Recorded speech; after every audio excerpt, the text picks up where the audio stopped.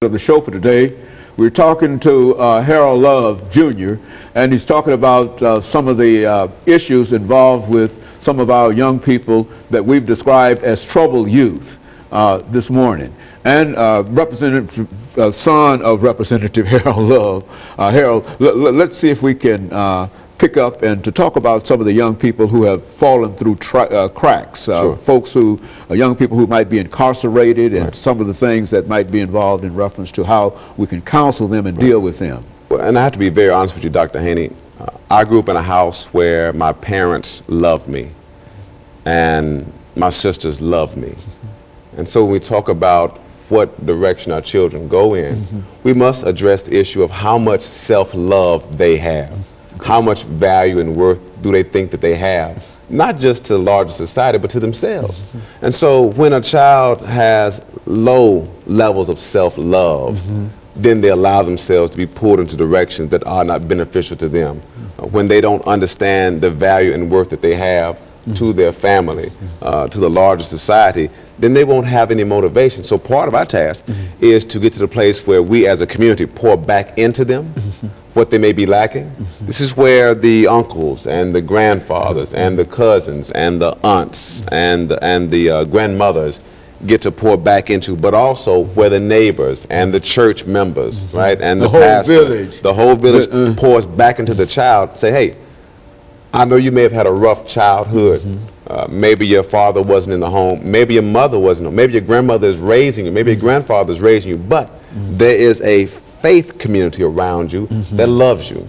There is a neighborhood around you that loves you. And we value you. And we think that you are worth something. And as much as we value you, we want to see you do the best in life. And so this will put that child on the track to say, somebody does love me. Good. Somebody does care for me.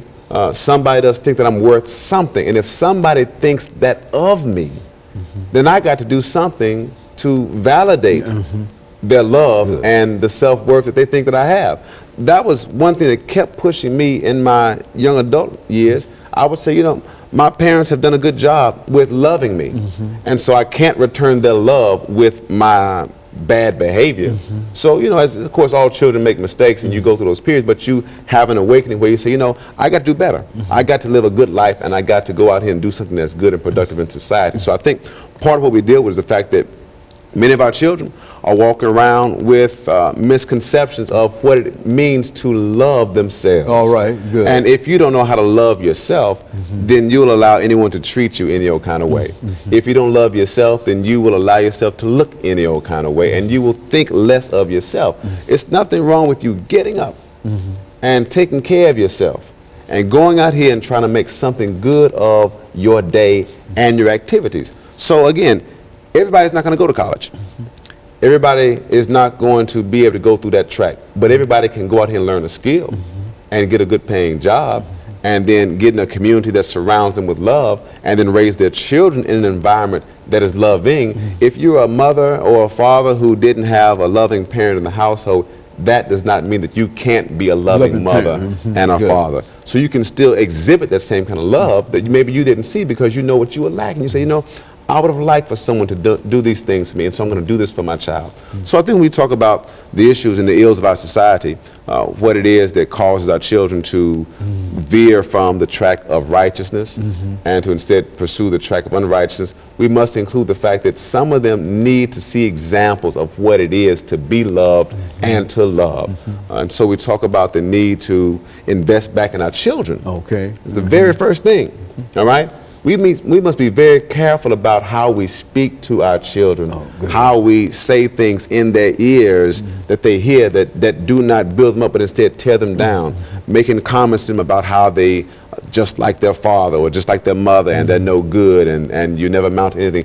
These are not productive things to say to a child, because the child will internalize those things and then say, well, if I'm not worth anything, why should I ascribe or live anything that is good? And so when the child goes through adolescence and the child maybe doesn't develop the right skills at the right time for good behavior, we can still then invest in that child and say, keep trying, keep pursuing what is right, and keep giving it a good effort, and we will see that you will then produce good things. And then as a child in the young adult years, or in, you know, in 20s, 21s, 22 age range, when they make mistakes, when they've graduated from college or they've gone to a trade school and they've learned a trade, we can then still see to that child, all right, as you progress through this period in your